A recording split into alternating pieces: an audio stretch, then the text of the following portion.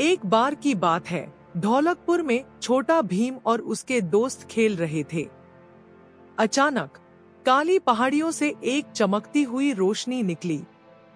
भीम के दोस्त चिंकी ने कहा, भीम, ये क्या है? ये तो बहुत डरावनी लग रही है। भीम ने गंभीरता से आसमान की तरफ देखा और बोला, हमें पता करना होगा।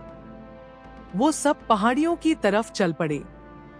जैसे ही वे वहां पहुंचे, उन्होंने एक जादुई पत्थर देखा। पत्थर के ऊपर एक संदेश लिखा था, जो इस पत्थर को छुएगा उसे अनगिनत शक्तियां मिलेंगी, लेकिन अगर दिल साफ न हो तो मुसीबतें भी साथ आएंगी। भीम ने पत्थर को ध्यान से देखा।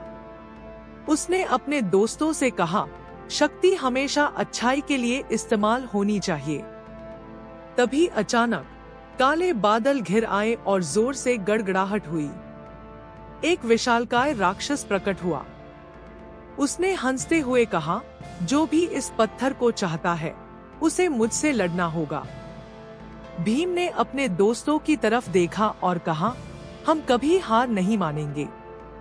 राक्षस जोर से चिल्लाया और हमला करने के लिए बढ़ा। भीम ने अपनी ताकत और बुद्धिमानी से लड़ाई शुरू की। लड़ाई बहुत कठिन थी, लेकिन भीम ने हार नहीं मानी। आखिरकार भीम ने राक्षस को मात दे दी और पत्थर को अपने पास रखा।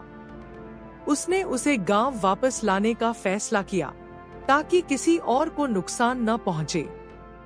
गांव लौटकर भीम ने पत्थर को जमीन में दबा दिया और कहा, सच्ची शक्ति हमारे अंदर होती है, हमें बस अपने दिल और इरादों को साफ रखना चाहिए।